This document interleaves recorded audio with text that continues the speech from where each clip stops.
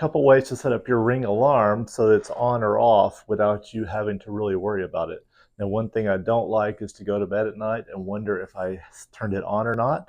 So you can set up your schedules so that it's going to set at a certain time to come on, and you can even have it go back off in the morning if you want to. I'll walk you through the app and how that works. So you can open the app and click the three bars in the upper left corner.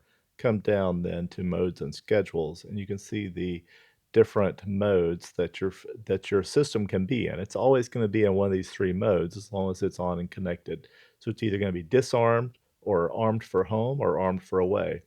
And so here are my the home page in terms of it being armed, and I have 21 devices which are on when it is armed for home.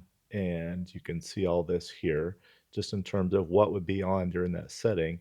I also have it set up for my three doors to have the quick exit feature. I'll do a video on that one soon.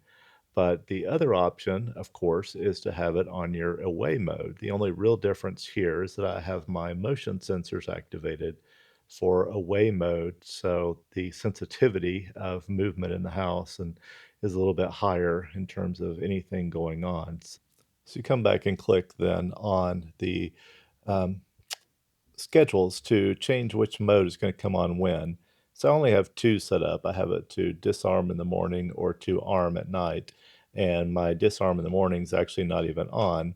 Arming at night is my automated schedule, so I don't have to wonder if it's on or not when I go to bed at night.